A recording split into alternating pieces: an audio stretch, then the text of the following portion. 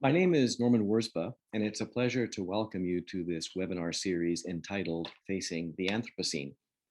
In case you are unfamiliar with the term, the Anthropocene refers to this unprecedented moment in history when some humans became a dominant force in planetary history, responsible for the widespread alteration of the world's land, ocean, atmospheric, and life systems. Though planetary systems and biological processes are still clearly at work, their expressions and effects can no longer be understood apart from human activity. Ranging from the cellular to the atmospheric levels, there is no place or process on Earth that does not reflect humanity's technological prowess and its economic reach. The advent of the Anthropocene thus compels a rethinking of several important fundamental questions. What sort of human being is the human being that now exerts this outsized power?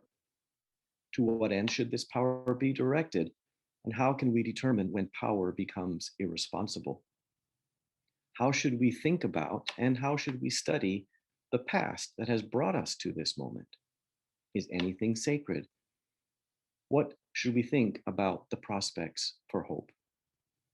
As you can see, the frames of thought that have brought us to this point are unlikely to get us into a new future, which is why it's important for us to engage in rigorous questioning about the assumptions that have brought us to this place.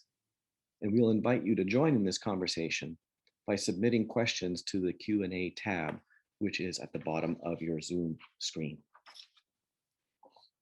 It is now my pleasure to welcome our guest for today's webinar, Joyce Chaplin. Joyce is the James Duncan Phillips Professor of Early American History at Harvard University, where she teaches courses and writes about topics relating to humanity and nature, intellectual history, the history of science, and environmental history. She is an award-winning author of multiple books, including The First Scientific American, Benjamin Franklin and the Pursuit of Genius, Roundabout the Earth, Circumnavigation from Magellan to Orbit, and with Alan Bashford, The New Worlds of Thomas Robert Malthus, Rereading the Principle of Population. Her essays and reviews have appeared in multiple journals, including the New York Times Book Review, the London Review of Books, and the Wall Street Journal. Joyce, we're delighted to have you with us today, and we look forward to your presentation and the conversation that will follow. Thank you so much. Thank you. And above all, thank you for including me in this series. I've really been looking forward to this conversation, even when it was shifted over to Zoom, and we are now divided by space. So let me begin, therefore, with a double land acknowledgement. I'm speaking from the ancestral lands of the Massachusetts people on which Harvard sits, a place also used and visited by the Nipmuc and Wampanoag nations, among others. And I join an event organized on the ancestral lands of the Shakori, Aino, and Tuscarora people. Now, I'm taking your title for these events at face value, Facing the Anthropocene. What can we do? What should we do? And the we here I take in the sense as humanists, especially those who focus on the nature and history of ethics.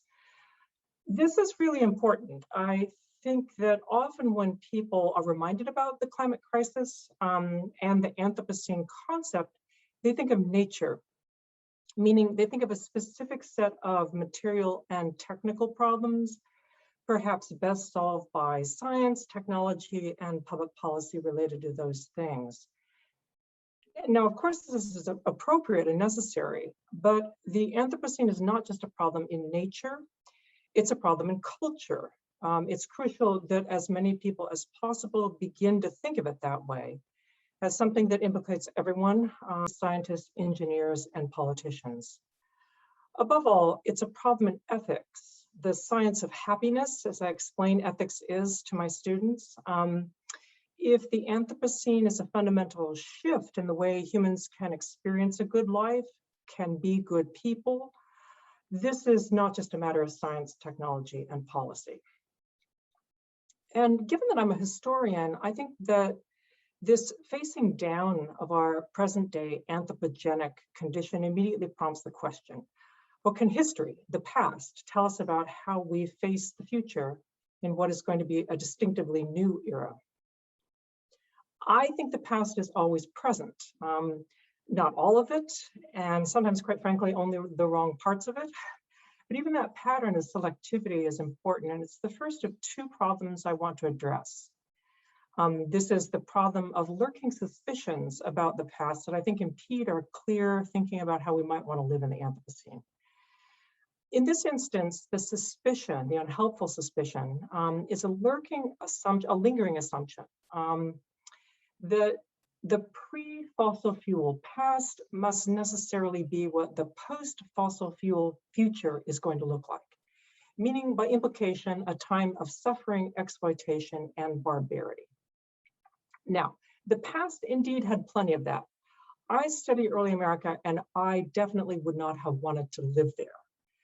But whether that era's massive miseries and injustices were caused by lack of seemingly cheap energy as supplied by coal, oil, or gas, generating heat, light, and power, this connection is not so clear.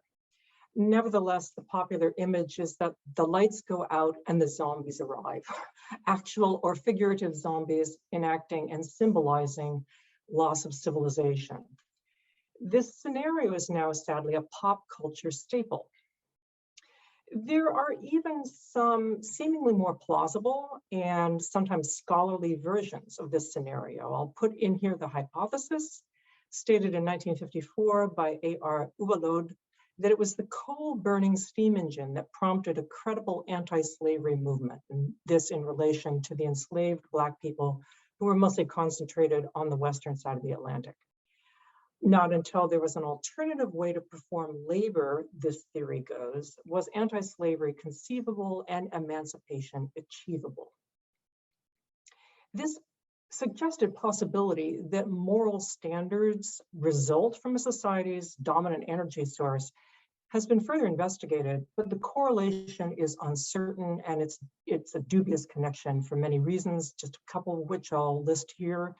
The obvious point is that enslaved Black people did not wait for the invention of the steam engine to assert their desire for freedom. The idea that liberty was preferable to enslavement did not depend on fossil fuels, nor did the first white abolitionists wait for steam power.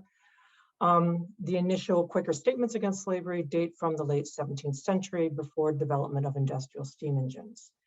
And the thereafter steadily louder questions about the Atlantic slave trade likewise followed a chronology that just doesn't match the development of steam power. Finally, it wasn't the case that steam engines were an immediate prompt to all white people to question slavery. If anything, steam engines on ships, railroads, and industrial equipment for processing cotton and sugar facilitated renewed capitalist investment in labor camps that exploited enslaved people in the so-called Cotton South and in the sugar-producing Greater Caribbean. In short, as we face the Anthropocene, assuming that burning fossil fuel is somehow associated with human progress is wishful thinking. Conversely, arguing for continued dependence on fossil fuels to maintain human liberty should always be questioned. Insisting on this is a strange denial of the massive historical significance of racism, which has quite unfortunately handily survived into an era of dependence on fossil fuels. There's no reason to believe that our necessary transition to alternative sources of energy would challenge whatever civilization and civility we might have.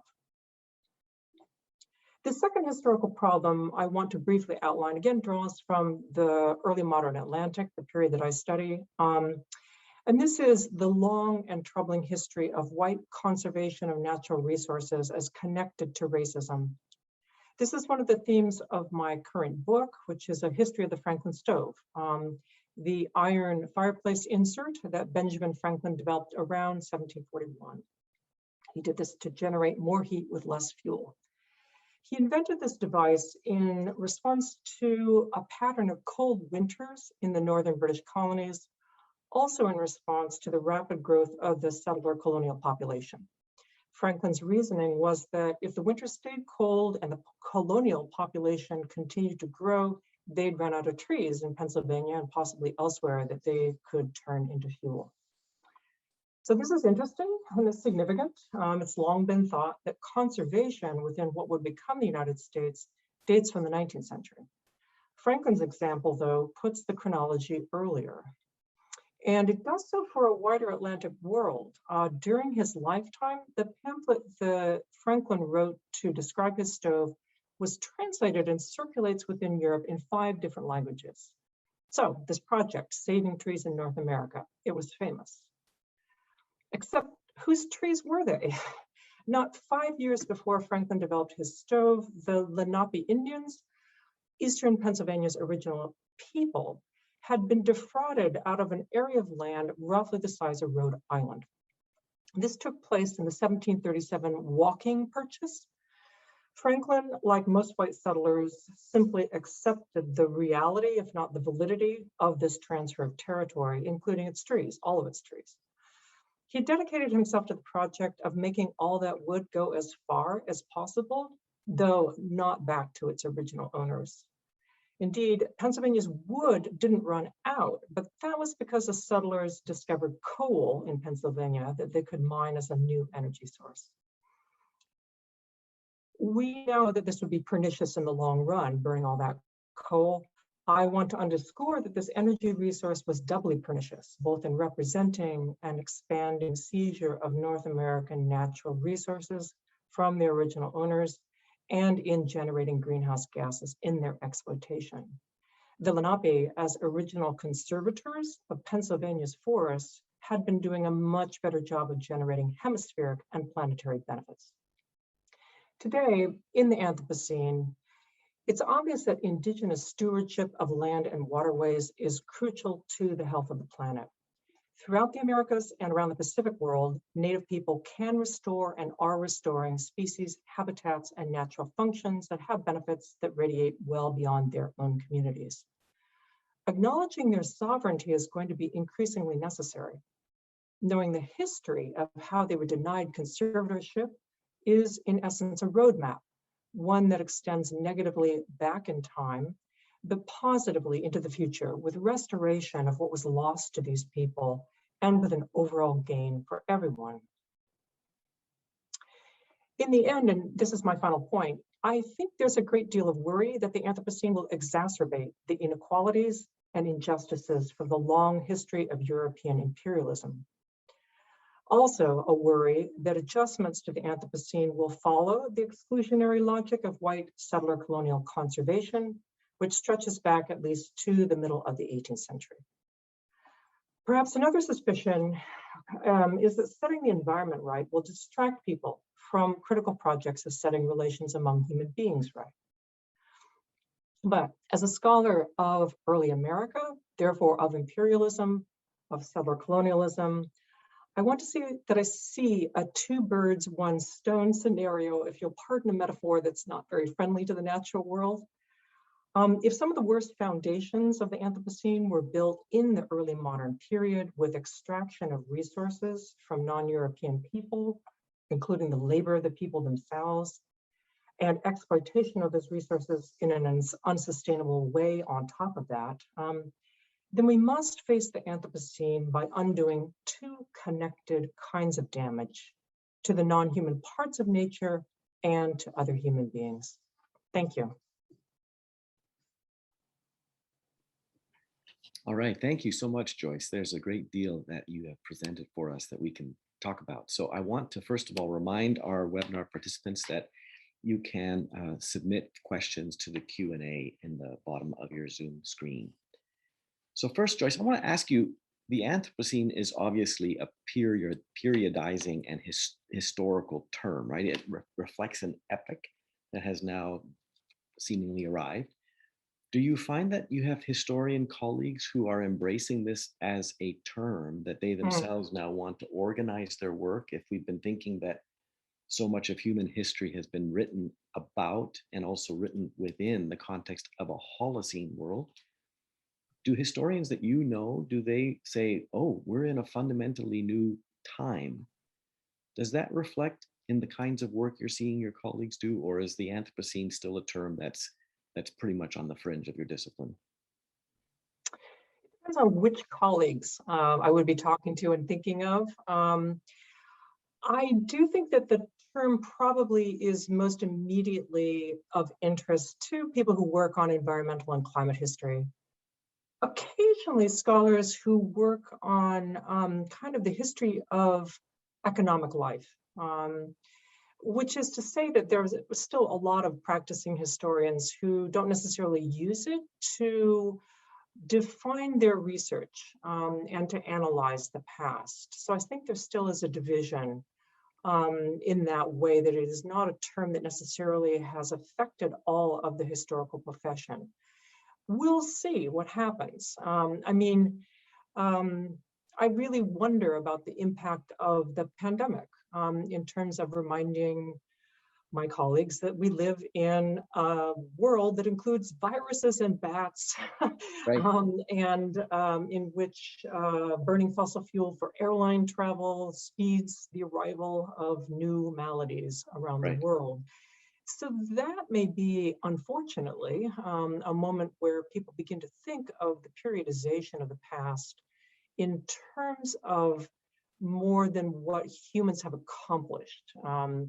So that we think, for instance, of the Industrial Revolution as something that people did. But the Anthropocene so far, it's hard, I think, for a lot of scholars to understand how that might challenge the way they've divided up historical epochs and the way they think about human activity in the world in the past. So in your presentation, you talked about how we might look to pre-industrial America as one place where we might see the foundation being laid for the kinds of concerns that we're facing now around resource extraction, about the abuse of particular cultures and peoples. And as you know, within Anthropocene discourses, there is a fairly vigorous debate about when do we have that golden spike that sort of set the time. And in your own work, you've talked about the importance of someone like Crosby, about ecological factors in the way we think about landscapes and societies and so forth. Can you say a bit more about how you imagine historians coming to this task now about understanding what were the economic, social, political contexts that brought us to something like the Anthropocene worries that we have about climate change, about other sorts of problems? Yes, because I remember this initial concern that the Anthropocene might not be the best name for what happened.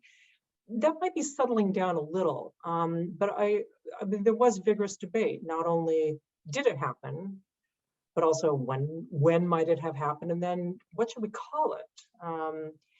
And the naming was of concern because I appreciated how in your opening remarks you talked about how it was only some humans who might be responsible for the Anthropocene, because that was an initial criticism, saying everybody did this, come on. Everyone did not do this. So I think that was important to realize that even as this is an acknowledgement of a kind of collective human capacity, not everyone contributed to it. Yeah, so I'm thinking in particular of, say, the work of Andreas Malm, whose book Fossil Capital. Right? He with Jason Moore has been some of the folks in history who have argued that the Anthropocene is in fact the wrong designation entirely, and that Capitalocene is the way that we should be talking about it, because it's really the small group of capitalists in a particular part of the world, England, who were industrialists, who were promoting a new way of thinking about energy production, consumption, new ways of doing industrial production.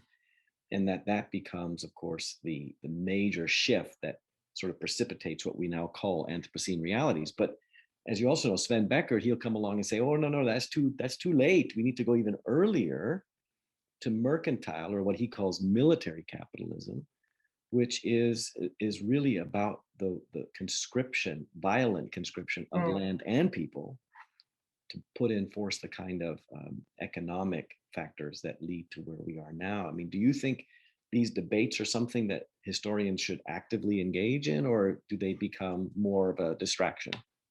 Well, that is our business, to talk about, well, when do things change and what do we call certain turning points and eras? So it's interesting that the formal designation of Anthropocene had to be left to the geologists. Right. And so historians were like, right, that's okay. In this instance, right.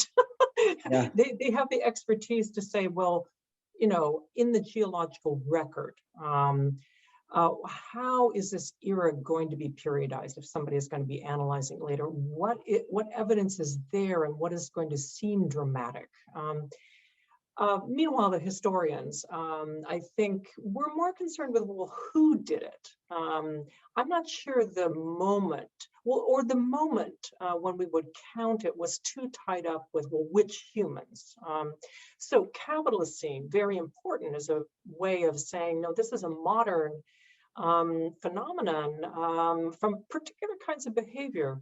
There was an adjustment even to that, with people saying racist Capitalocene would probably be the most accurate, Right. competing with another term, Plantationocene, to indicate not only a period of European transformation of the natural world, the landscape, but also particular kinds of exploitations of people and particular kinds of investments. Yeah. The thing is, I don't know about you, I kind of miss complexity theory because I think actually it could have been useful as a reminder that there is way too much that goes into any important historical era of transformation.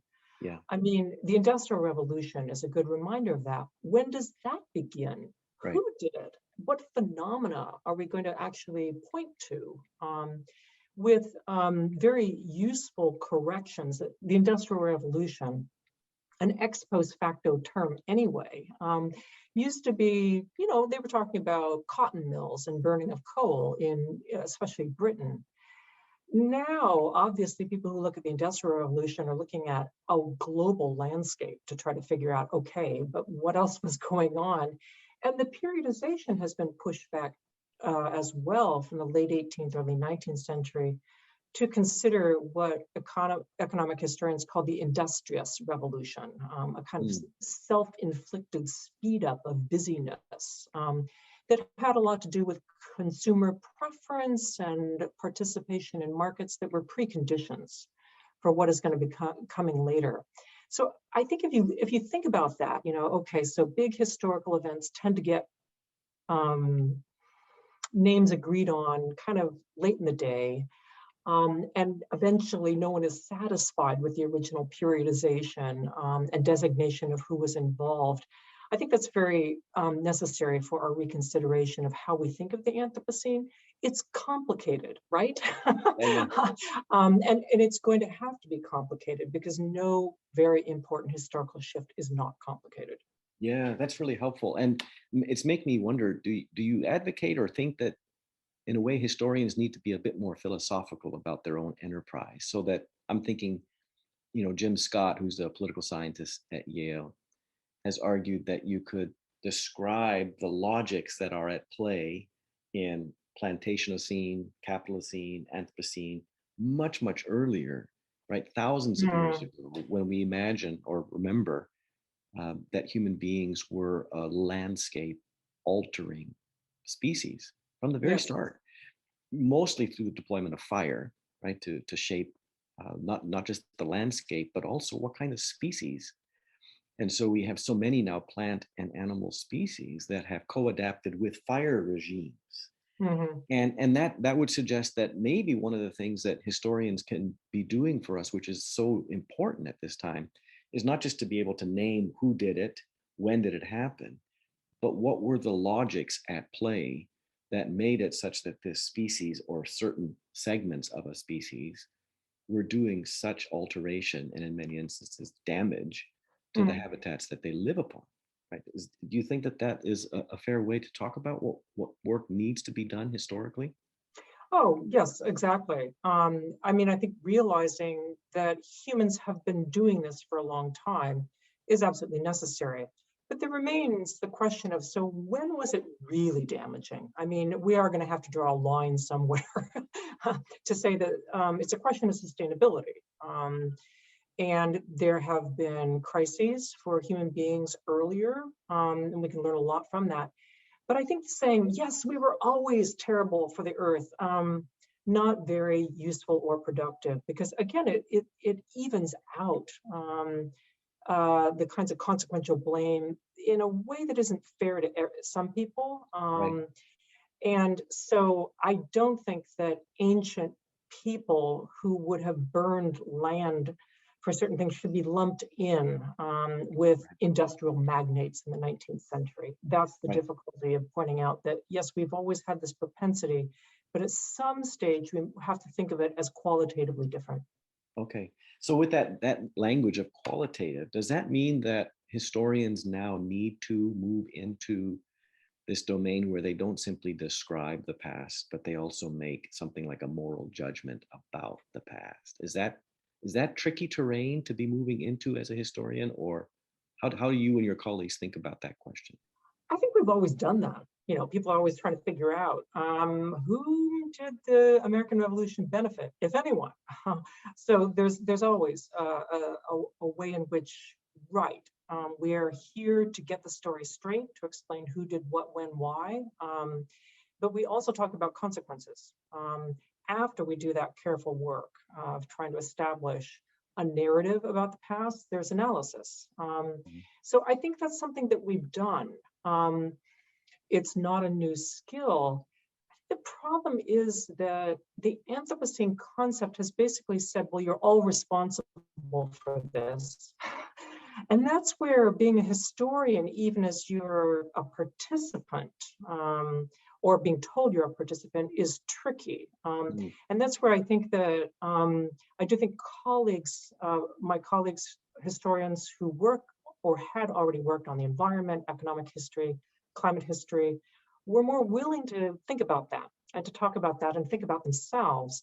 It's a difficult invitation Yeah. to issue to a lot of colleagues, because I think people still see it as a kind of question about, well, what kind of car do you drive, and what's your thermostat set at, where it doesn't have to be that. And but I think that implied rebuke is still a stumbling block.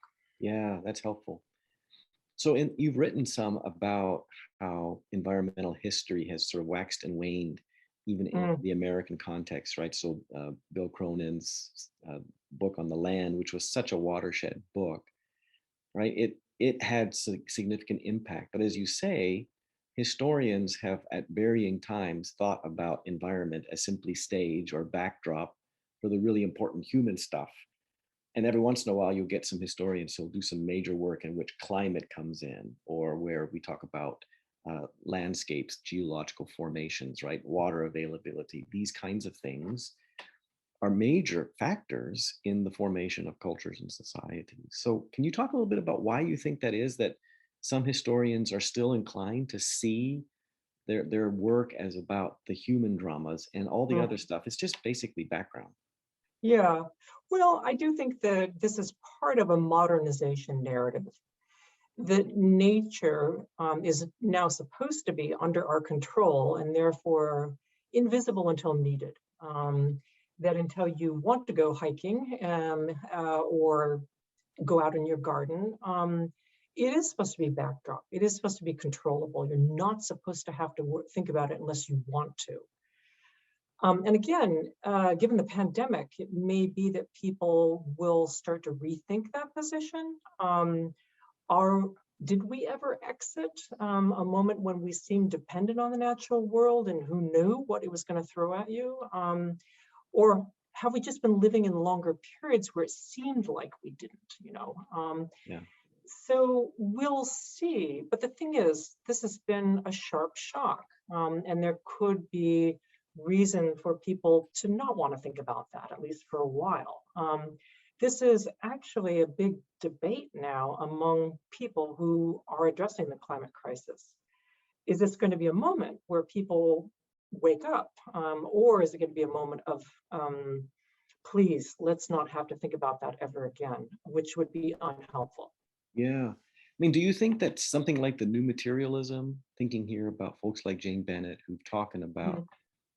about non-human actants in our world, is that something that you think will get traction with historians, or have you seen it get traction with some of your colleagues? I see it getting traction more with colleagues in other disciplines. I mean, I think historians of science are puzzled as to why we might need this, because I think that they're in a subfield where they kind of already think that way. Yeah. And then new materialism was really expressed more by scholars, say, in literature and cultural studies, where there was a sense that they needed a reminder about that, that humans live in a material world. I think for some, and we go back to the question of humanists, those of us who don't work on the sciences, what are we supposed to think about at any given moment? And I think the sense is that if we are introducing other actors or actants that take away from the human drama, there's something not quite right. That is something where we want other disciplines, again, to help make nature invisible until we need it. Yeah. and going back to my final point about really the compelling work we absolutely have to do to achieve justice among human beings, there can also be a sense that, oh, don't distract us. That's important. And I appreciate that sentiment. What I want to do next in the conversation is say, yeah, but if justice among human beings requires equal access to material goods, to natural benefits, then it's the same kind of fight. Yeah. But again, I think that some humanists are very suspicious of, well, why do we have to put that in there? I mean, if you like to, go ahead, but I don't feel like I have to. And increasingly, I think, yeah, more people have to, or Yeah, the story is not going to be credible. Sorry. right. Yeah, no, that's very interesting. So I'm thinking, your point about how high modernism creates this notion in us that we can control, have mastery over the natural world. And therefore, it really doesn't need to be a primary focus in the kind of research that we do. But I'm also thinking, would you say that transformations in, say, built environments and work worlds also play a pretty significant role in the way that people don't have to think about nature? So I think, for instance, about David Nye's work on electrification in America, right? So simply having electricity, it fundamentally changed the way people relate to each other, how they relate to their natural world, because now energy is just a flip of a switch, right? Rather than you having to go chop wood or go log, a forest or something like that. Dip candles. Yeah, right. And it changed the way people thought about time and about space. So do you see more historians doing that kind of work where they're trying to describe changes in a built environment that actually buffer people from the sense that they are really dependent upon natural processes in a way that might make them a bit uncomfortable and certainly make them tired because you're out there working to get your livelihood? Yes, I do think that there's a very interesting younger generation of people who work on environmental history and climate history. And again, economic history, I see very interesting shifts going there, where the realization that energy economics underpins a lot of what they might otherwise talk about. So yes, really stupendous, great new work. And then so I'm wondering whether there'll be a generational shift, just as there is in perceptions about the Anthropocene and the climate crisis, that younger people, not everyone, but there is a difference in terms of the perception of the extremity of the problem. So I do definitely think the shift is there. It will be very interesting to see hiring as universities are able to do that again. There might be recovery. One of the litmus tests of the recovery from the pandemic is whether there will be hiring and in what. What kinds of connections will be made? Can you hire in a field that doesn't have environment or climate in the title, and yet the person will be doing that, for instance, because it is a kind of credible level of analysis that is more commonly inserted. And again, I think that contemporary experience is important here. The dreadful power outage recently in Texas, which taught Americans a lot about the power grid and how the flip of the switch can stop. And then what do you do? Who suffers and who doesn't? So understanding the history of that as a broader societal problem would definitely be, unfortunately, productive for how historians look at the United States and other parts of the world. Yeah. I remember reading one of your articles in which you talked about the concept of the great chain of being from Mm, Lovejoy, and how that is a way of describing the human place in the world, which clearly positions human beings in some manner above the rest of the world, exceptional with respect to the rest of the world, and that this is a notion that's deeply troubling. mm. It's a notion that has a history, right? It didn't always exist, and so you argue in that essay about how we need to understand the human being as a more humble being, of a more vulnerable and dependent being. And you invoked, interestingly, Edmund Burke's Sublime Mhm. as a way. And do you think that we're sort of in a space now where we're seeing not the sublime necessarily, but some of the events that you've already mentioned, like the power outage or like the Yeah. pandemic, that these become radically decentering kinds of phenomena that really cause us to re-examine the human place in the world and our need of the world, because so much of the presumption in Anthropocene discourses is that human beings are above the world and we're above Mm. the fray, and whatever happens to the world isn't really going to hurt human beings. I just taught the Sublime Oh, you in did? one All of my right. classes, and yeah, it's really sort of these concepts that I don't think a lot of students have ever encountered before, and once you start to see it, it's really amazing. You know how Burke described the ultimate in the natural world as being something that was beyond human comprehension, way more powerful, probably dangerous. So the non-human as kind of admirable, it's terrifying but beautiful. You have an aesthetic response to it, even though you want to run. Yeah. um, and then after we had read that, we read Frankenstein, and they made Uh, wonderful connections. But pointing out that Burke had, in a sense, acknowledged the sublime as the non-human. But what is Frankenstein's creature? It's made by humans. It's made from other humans. And yet it's dangerous, it's appalling. And so that's a sort of started the breakdown of the sublime, right? That the natural world no longer seems invulnerable to us, which is why I think reading Burke and then reading Frankenstein really helps explain in some ways how we get to this moment in history where we see ourselves as the dangerous, yeah. uncontrollable, and sometimes admirable kind of feature Mhm. within a world populated by both humans and non-humans. Yeah. You mentioned in your presentation today about how it would be valuable to go to pre-industrial culture just to see how they managed, right? And I think this somewhat dovetails with what we were just talking about. Could we could we learn from previous communities something about what it would require of us to have a more modest or more humble understanding of our place in the world? And I recognize, you mentioned even how for a lot of folks, the pre-industrial represents this horrifying Mm. period in which people were always cold and wet, and they were mostly sick, and they didn't have energy, and is that most of it, or do you think historians can really do some powerful work here, helping us understand to live a more modest or moderate life, even as Mhm. because that's likely what it's going to require of us if we're going to manage going forward. Yes, because clearly I think we have to be very, very careful to say, well, whatever is deplorable about those lives and their ethics in their relations with each other resulted from the fact that they were burning firewood. That's I always point to my now retired colleague Laurel Thatcher Ulrich's book. Um, Laurel Ulrich wrote a book called The Midwives Tale, looking at an 18th century midwife in Maine.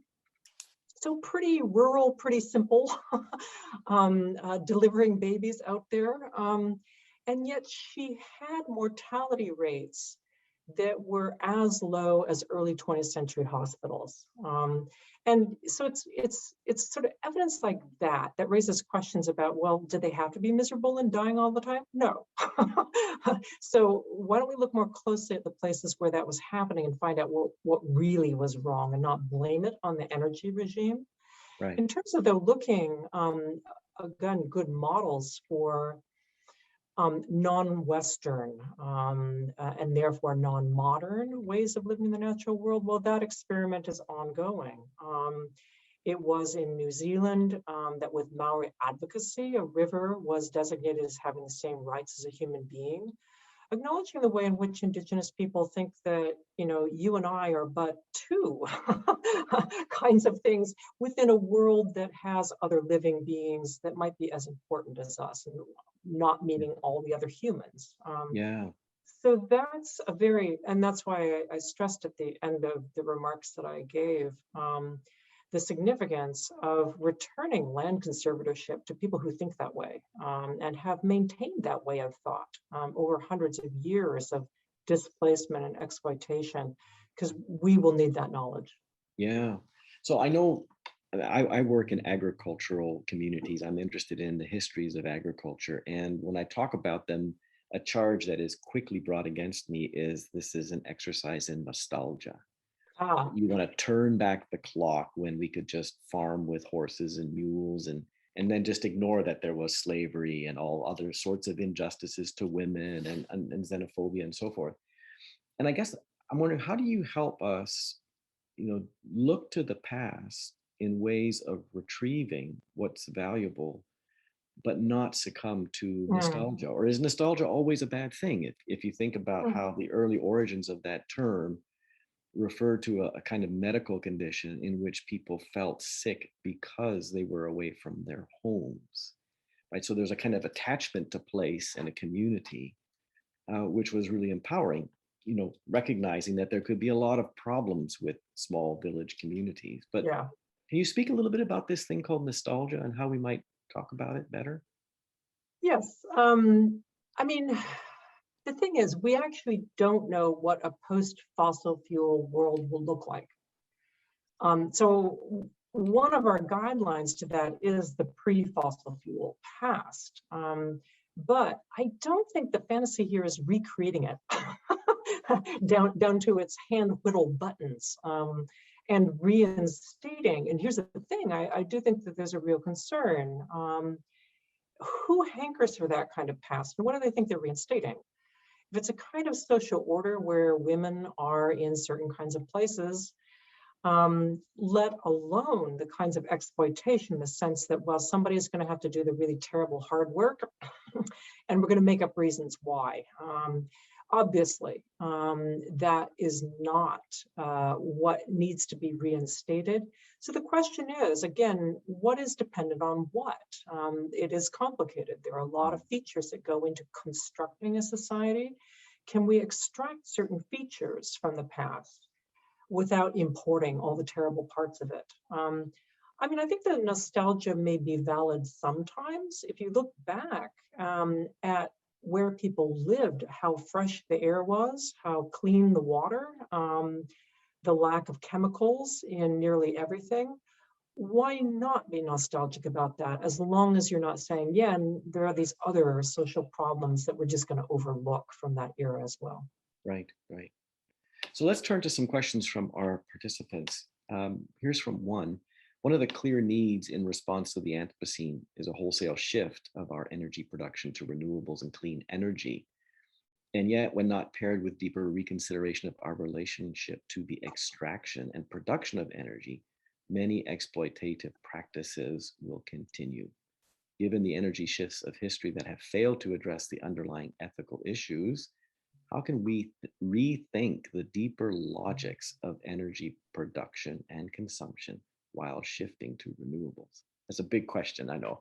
That's a big question, yes. And here's where I meekly plead that I don't work on policy, so I'm not going to be able to give a kind of granular answer about places that are not doing this and metrics for judging success. But I do appreciate that this is a genuine problem. Energy has always been one of the most difficult things for society to achieve. and is often where very dirty work gets done. Before the steam engine, something like 3/4 of the world's labor was done by human beings. I mean, not even draft animals or wind or these other things that we think were working, but it was really people doing that. Which means actually it's food production that is fueling that more or less. So even bucolic agriculture can be part of a dreadful motor of extraction. And there is concern now that for some renewable energy, for some sustainable energy regimes, the work of going toward that may require our use in the meantime of fossil fuels, whose extraction we would really rather not do, but that may be necessary.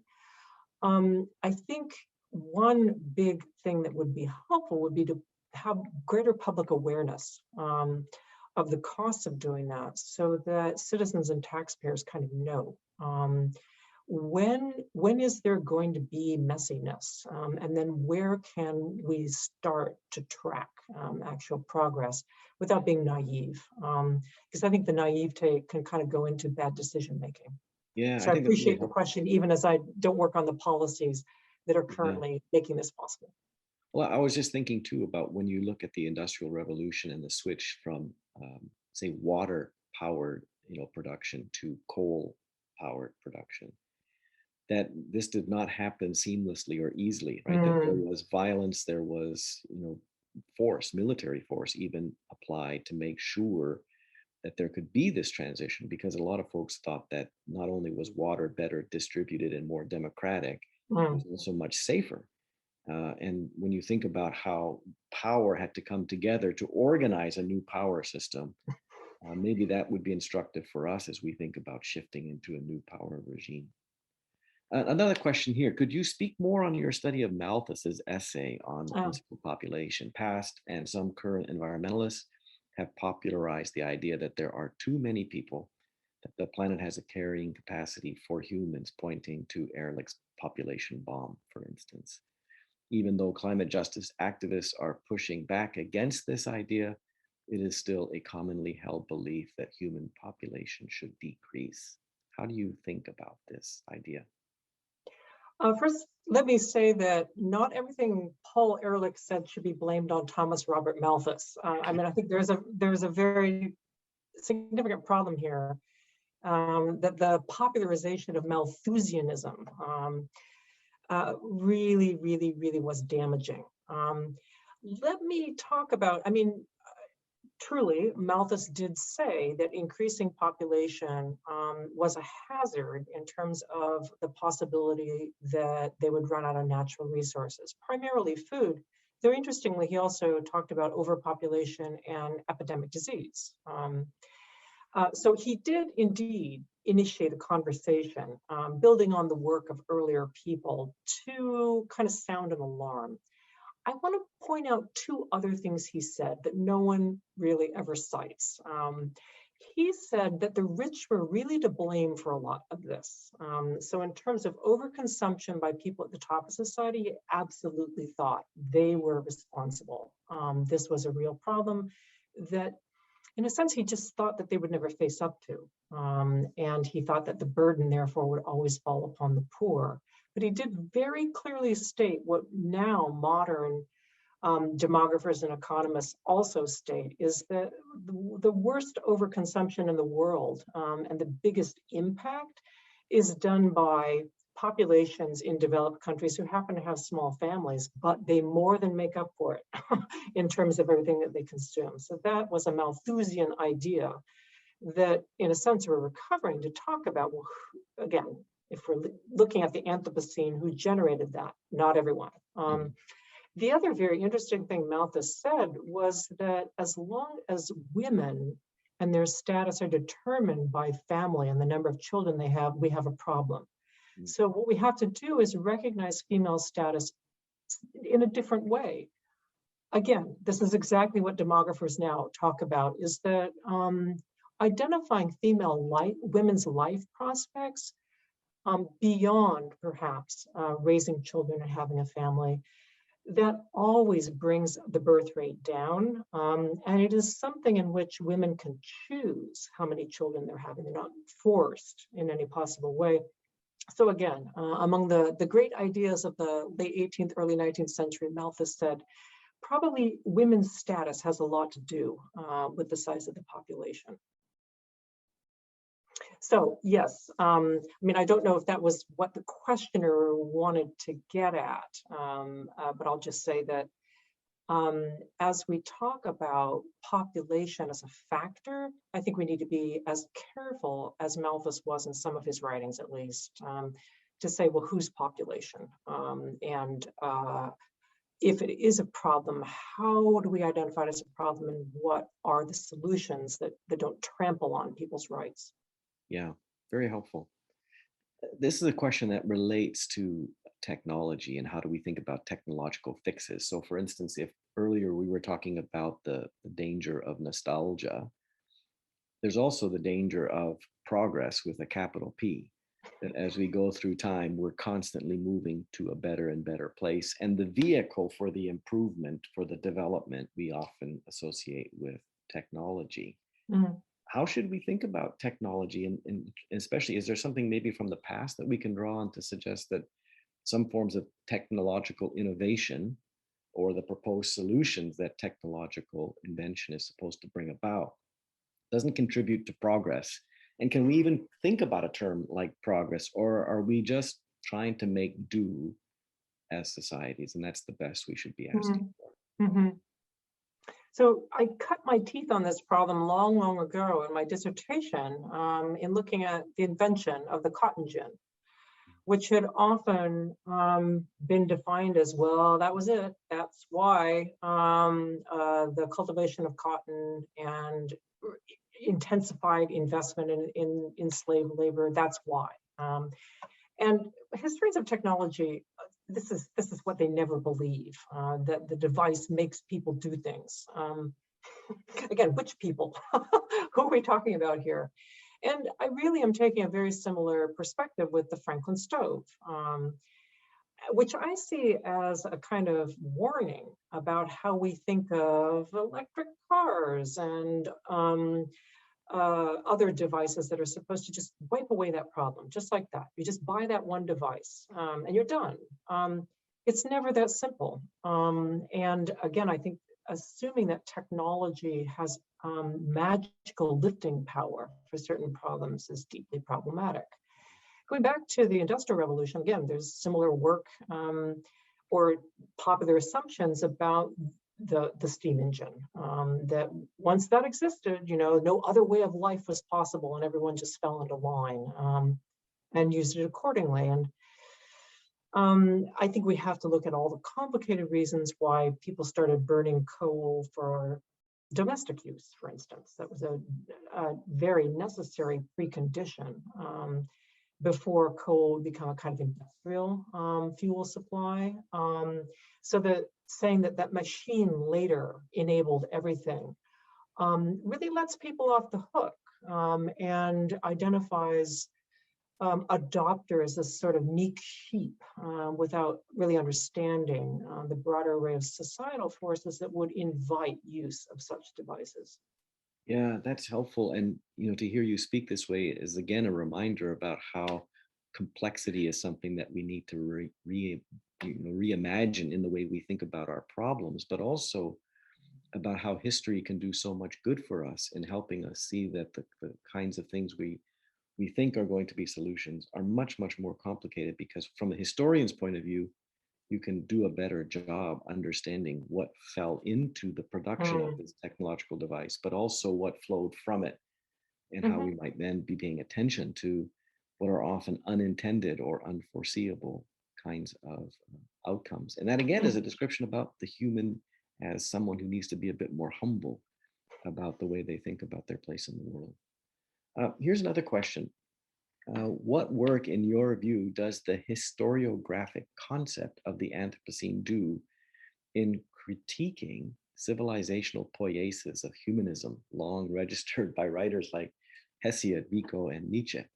I'm not sure I get the exact nuance of Hesiod, Vico, and Nietzsche here, but Does the Anthropocene do something to help us think about the growths of civilization, their creative enterprise?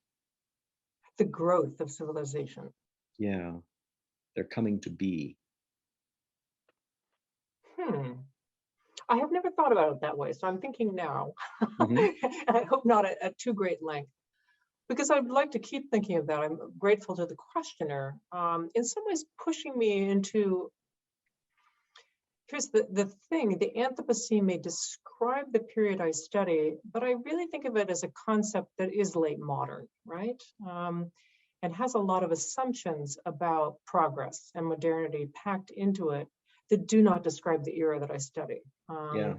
So there's a dimension of it that I just, I want to recognize and say that I really hope other people are kind of working on this, to see it as both a measure of and then a questioning of progress, if I'm understanding the Yeah, I question. mean, I think one way I might think about this, going to say Hesiod or some of the early ancient Greek writers, the postulation of a golden age in Arcadia in the past, and therefore history is a kind of declension, versus other folks who have ways of periodizing the world so that we're moving forward into the golden Oh, future, I see. perhaps, right?